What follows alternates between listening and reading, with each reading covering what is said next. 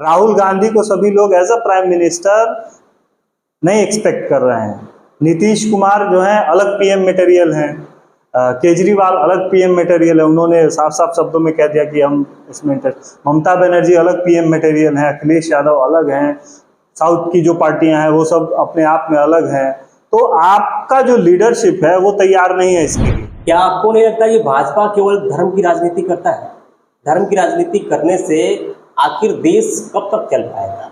आपने कहा कि भाजपा ने राम मंदिर बनाया है, लेकिन अगर देखा जाए तो इसमें भाजपा का कोई हाथ नहीं है, बल्कि वो जो फैसला था वो सुप्रीम कोर्ट का था। अगर राम मंदिर बन भी गया तो क्या देश के युवाओं को रोजगार मिल पाया है? भारत जोड़ो यात्रा में वो आम आदमी के पास नहीं जा रहे थे, वो सिर्फ फोटो थेरेपी उनका चल रहा था, गए फोटो खिंचवा लिए। अरे भाई, किसान के साथ आप बैठे हैं, पूरा ट्रैक्टर जो है कीचड़ से लिपटा है, सारे किसान जो है कीचड़ में लिपटे हैं और आपकी टी शर्ट पे एक भी कीचड़ का दाग नहीं है, तो फोटो सेशन ही है ना। तो इस बात को मानिए कि कहीं ना कहीं मोदी जी जो है फोटो सेशन में भी आपसे अच्छे हैं। नमस्कार, मैं हूं एजे, आप देख रहे हैं बोलेगा बिहार। अगले साल 2024 लोकसभा चुनाव को लेकर पूरे देश में घमासान छिड़ चुकी है। हर पार्टियां जीतने की हुंकार भर चुकी है। एक तरफ एनडीए की सरकार, दूसरी तरफ 26 दलों वाली इंडिया की गठबंधन। अब देखना ये होगा कि क्या एक दशक बाद कांग्रेस की सरकार एक बार फिर से सत्ता में वापसी करेगी या फिर एक बार फिर से एनडीए जीत की हैट्रिक लगाएगी। तो इसी मुद्दे पे बातें करने के लिए आज हमारे साथ शहर के जाने माने वरिष्ठ पत्रकार दिवाकर मिश्र हमारे साथ मौजूद है और हम जानेंगे कि इस बार यानी कि अगले साल 2024 का जो चुनाव है आखिर इंडिया जीतेगी या फिर एनडीए जीतेगी। सबसे पहले तो आपका स्वागत है। बहुत बहुत धन्यवाद आपके शो में आमंत्रित करने के लिए और मेरा विचार जानने के लिए। क्या लगता है, इंडिया या फिर एनडीए? इंडिया हो या एनडीए हो, दोनों देश के लिए काम कर रहे हैं, ठीक है, लेकिन दोनों के काम करने के तरीके में अंतर है और यही डिसाइड करेगा कि कौन आने वाले चुनाव में इस बार देश की बागडोर संभालेगा। और बहुत सारी बातें हैं, उस पर भी हम लोग जानेंगे और सारी चीजें। आप किस पक्ष में हैं? देखिए, हम लोग किसी के पक्ष में थोड़ी हैं, हम लोग तो जनता के पक्ष में हैं, ठीक है। जो जनता के लिए बेहतर है उसका चुनाव जनता खुद करेगी और जो जनता के साथ है हम उसके साथ। आप कह रहे हैं कि आप जनता की तरफ हैं, जो इंडिया की दल है वो भी कह रही है कि हम जनता की तरफ हैं और जो एनडीए है वो भी कह रही है कि हम जनता की तरफ ही हैं। तो हम तो मान सकते हैं कि वो दल है वो गोल गोल बातें घुमाएंगे, लेकिन आप निष्पक्ष रहिए ना, आप किसके दल में? देखिए, हम लोग ही सही में जो पत्रकार होते हैं वो जनता की आवाज़ रखते हैं, जनता की नब्ज़ को टटोलते हैं और पहचानते हैं और तब जाके कोई बात कहते हैं या करते हैं, ठीक है। अब सबसे बड़ी बात है कि अगर पॉलिटिकल पार्टी की बात करें तो सबसे पहले लीडरशिप की बात होती है। तो इंडिया वाले लोग जो हैं, जिन लोगों ने अपना नाम बदल लिया है ना, बीजेपी भी नाम बदलती है, पहले शाइनिंग इंडिया उसका भी था, फिर एनडीए हो गया, हर हर मोदी, घर घर मोदी। तो इस तरह की बहुत सारी चीज़ें होती रहती हैं। ये पॉलिटिकल इन्वायरमेंट है और जनता को मैं कहूँ लुभाने के लिए या जनता को के बीच जाकर अपनी नाकामियों को छुपाने के लिए लोग नाम अक्सर बदलते रहते हैं, ठीक है। तो अभी जो सबसे पहली नाकामी अगर मैं गिनाऊँ अगर इंडिया की, लैक ऑफ लीडरशिप, अगर हम तुलना करें तो, मैं किसी के पक्ष में नहीं बात कर रहा हूँ, लेकिन अगर तुलनात्मक अध्ययन करें तो सबसे पहले आप जानिए कि लैक ऑफ लीडरशिप है। आपके पास एक अच्छी लीडरशिप नहीं है, ठीक है, जिसकी वजह से आपको इतना बड़ा गठबंधन बनाना पड़ा और गठबंधन बनाने के बाद भी इंडिया के पास कोई लीडर नहीं बना। राहुल गांधी को सभी लोग एज अ प्राइम मिनिस्टर नहीं एक्सपेक्ट कर रहे हैं। नीतीश कुमार जो है अलग पीएम मटेरियल हैं, केजरीवाल अलग पीएम मटेरियल है, उन्होंने साफ साफ शब्दों में कह दिया कि हम इसमें ममता बनर्जी अलग पीएम मटेरियल हैं, अखिलेश यादव अलग हैं, साउथ की जो पार्टियां हैं वो सब अपने आप में अलग हैं। तो आपका जो लीडरशिप है वो तैयार नहीं है इसके लिए कि कौन आखिर नेता बनेगा। तो क्या लग रहा है कि किसको होना चाहिए? बहुत सारे लोग हैं, अगर निजी व्यक्तित्व की तुलना की जाए तो बहुत सारे लोग हैं उसमें, ऐसा कोई नहीं। हमारे नीतीश कुमार भी हैं, अगर बिहार की बात करें तो नीतीश कुमार कम किसी से तो है नहीं, नीतीश कुमार भी अच्छे हैं, पीएम मटेरियल हैं, राहुल गांधी से ज़्यादा अनुभव है उनके पास। तो अनुभव के मामले में तो नीतीश कुमार सबसे आगे हैं, लेकिन नीतीश कुमार को कोई अगर सपोर्ट करे तब तो, अगर कोई एक्सेप्ट करे तब तो। ममता बनर्जी कहेंगे कि तो फिर मैं क्यों नहीं, नीतीश कुमार क्यों, अखिलेश यादव कहेंगे कि मेरी यूपी में बहुत पहुंच है, मैं ज्यादा सीटें जीत सकता हूं। ठीक है, तो इस तरह से लैक ऑफ लीडरशिप है। वहीं दूसरी तरफ आप एनडीए में देखिए तो मोदी के नाम पे कहीं कोई विवाद नहीं है पूरे एनडीए में। ये बात आप समझिए सीधे सीधे शब्दों में कि एनडीए का जितना बड़ा गठबंधन है उसमें प्राइम मिनिस्टर के कैंडिडेट को लेकर कहीं कोई विवाद नहीं है, सब मोदी के नाम पे सहमत है। इसके अलावा अगर आप देखिएगा तो भाजपा के पास यानी एनडीए के पास एक से एक बढ़ के नेता हैं जो कि तुरंत मोदी का सब्स्टिट्यूट है। मान लीजिए अगर मोदी जी को आज कुछ हो गया, खुदा न खास्ता ऐसा न हो, लेकिन तुरंत उसके पास अमित शाह है, उनके नाम पे सहमति पहले से बीजेपी में है। फिर उनका जगह लेने के लिए योगी आदित्यनाथ हैं। ठीक है, फिर उसके बाद लीडरशिप, मतलब लीडरशिप जो है भाजपा में एनडीए में एक बनी हुई है पहले से ही। अभी मोदी हैं, कुछ दिनों के बाद अमित शाह आ सकते हैं, उसके बाद योगी आदित्यनाथ हैं। योगी आदित्यनाथ के नाम पे तो अभी से चर्चा हो रही है, उन्हीं की डिमांड हो रही है इस बार के चुनाव में, 24 के चुनाव में, लेकिन अभी समय। तो ये मैं कह रहा था कि अगर तुलनात्मक अध्ययन किया जाए तो एक तो लैक ऑफ लीडरशिप है सबसे पहले, जिसके कारण इंडिया जो है एनडीए से कमजोर दिखाई दे रही है। भले कांग्रेस अपनी पीठ थपथपा ले, लेकिन राहुल गांधी को एज अ प्राइम मिनिस्टर लोग एक्सेप्ट नहीं कर रहे हैं। 10 साल होने को है भाजपा की सरकार को केंद्र में, इससे आप कितने सहमत हैं? देखिए, भाजपा केंद्र में है तो जाहिर सी बात है कि जनता का मन टटोलने में, जनता की नब्ज पकड़ने में वो सक्षम है। जो कॉकटेल उसका चल रहा है धर्म और विकास, ये जो कॉकटेल है ये बहुत जनता को पसंद आ रहा है और इस पे लगातार जनता काम कर रही है। अभी देखिए 2024 का जो मुद्दा है, राम मंदिर का मुद्दा तैयार है और पूरे जोर शोर से जो राम मंदिर का मुद्दा है वो एनडीए भाजपा जो है उसको उठाएगी और मुझे लगता है जनवरी 2024 से ये चालू हो जाएगा। और भाजपा ने करके भी दिखाया है। राम मंदिर का मुद्दा कांग्रेस से नहीं सुलझा, लेकिन भाजपा के काल में तो ये सुलझ गया और भाजपा के जो मैनिफेस्टो है उसमें भी ये सारी चीजें हैं।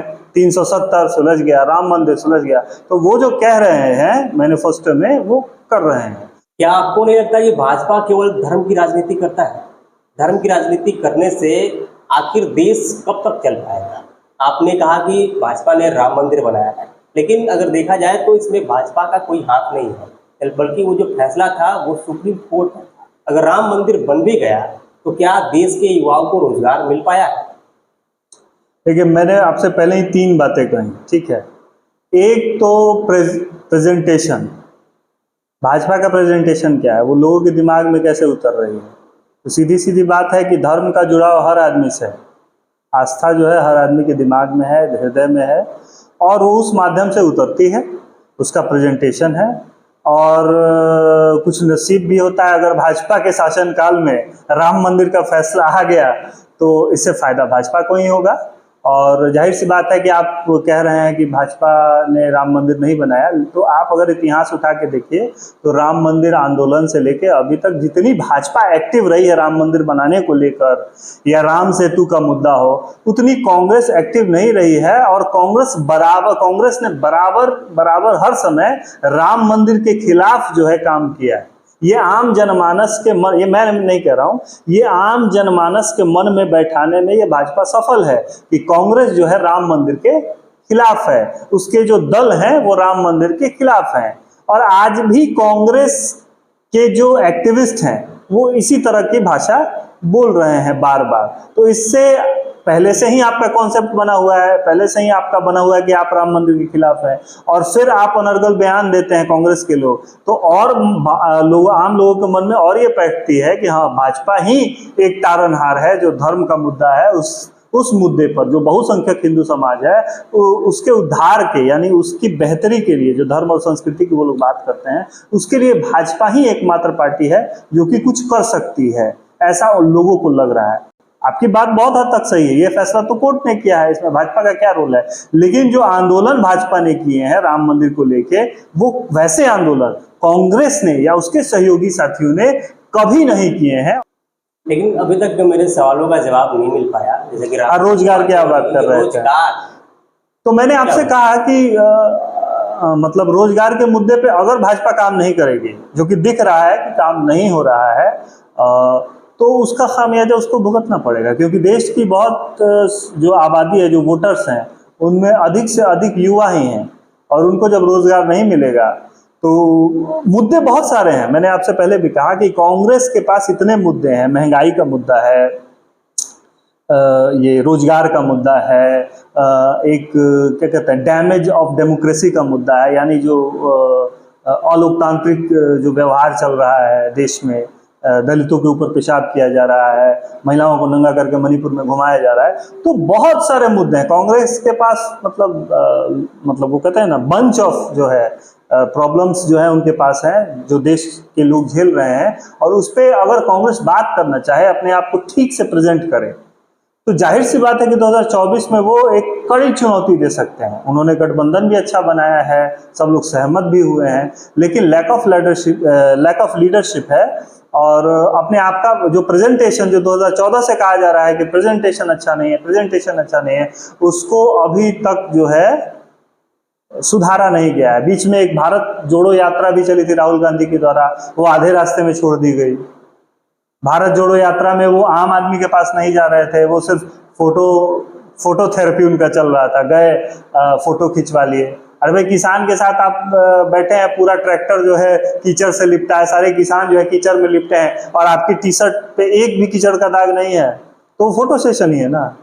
तो इस बात को मानिए कि कहीं ना कहीं मोदी जी जो है फोटो सेशन में भी आपसे अच्छे हैं, और लीडरशिप और प्रेजेंटेशन में आपसे अच्छे हैं, और आप उनसे बेहतर नहीं हैं। अच्छा, आपने कहा कि मोदी जी जो है वो फोटो सेशन में आगे हैं। हम लोगों ने ये भी देखा है कि जब राहुल गांधी भाषण देने के वक्त कई बार घेरों में आ जाते हैं, कई बार उनका भाषण का मजाक उड़ जाता है, लेकिन आपको नहीं लगता कि जो हमारे प्रधानमंत्री हैं मोदी, वो केवल भाषण देने के लिए ही बने हैं?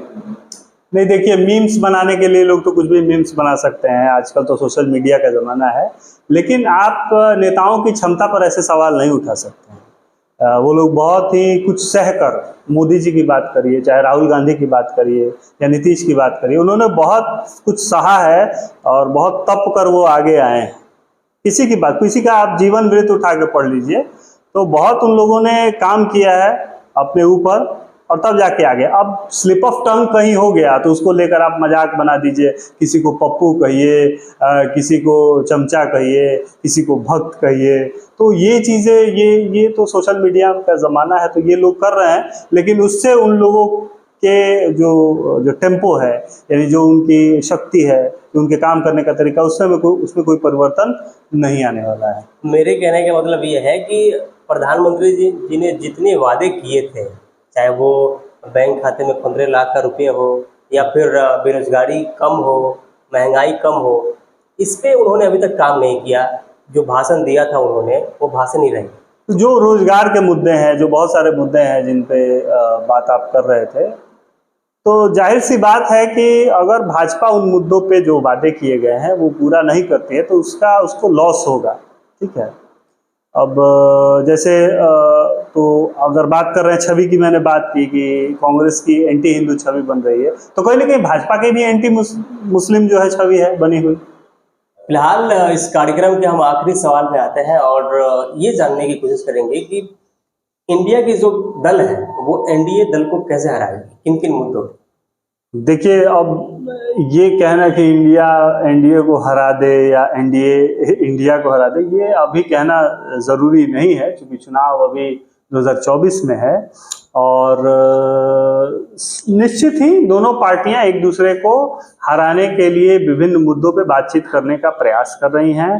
कांग्रेस का जो मुद्दा है वो अभी एकदम से जो है भाजपा को ये साबित करने में तुला है, कांग्रेस का जो थिंक टैंक है, कि भाजपा एक अनडेमोक्रेटिक गवर्नमेंट रन कर रही है, भाजपा टायरेंट है, मोदी एक टायरेंट लीडर हैं, और ये तानाशाही कर रहे हैं, और जनता के अधिकारों की हकमारी हो रही है, बेरोजगारी बढ़ गई है, जो है सो कि महंगाई बढ़ गई है, ये सारी चीज़ें हैं। ये कांग्रेस जो है भाजपा को इस तरह से साबित करने का प्रयास कर रही है कि ये एक एंटी सोशल गवर्नमेंट है, और जनता को इससे कोई फायदा नहीं है, और जनता त्रस्त है।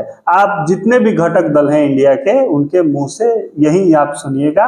वहीं भाजपा जो है ये प्रयास करने की कोशिश कर रही है कि भाजपा ही एकमात्र ऐसी दल है जो बहुसंख्यक हिंदू समाज को, यानी हिंदू जो मानने वाले हैं धर्म लोग, उनको बचा सकती है, उनके संस्कृति की रक्षा कर सकती है और साथ ही साथ विकास भी कर सकती है। ये दो मुद्दे उसके प्रायोरिटी हैं, ये इसके मुद्दे पर चल रही है।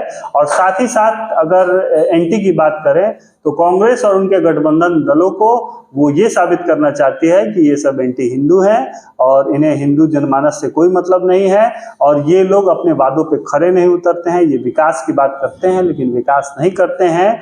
और भाजपा एक बड़ी राष्ट्रीय पार्टी है जिसके पास बहुत सामर्थ्य है, क्षमता है, लीडरशिप है और इंडिया में जो है बहुत ही क्षेत्रीय दल हैं जो कि जाति आधारित राजनीति करते हैं और उनसे इस देश का भला नहीं होने वाला है। तो दोनों के पास अपने अपने मुद्दे हैं और इन मुद्दों पे वो लोग चुनाव लड़ेंगे, ऐसी संभावनाएं बन रही हैं।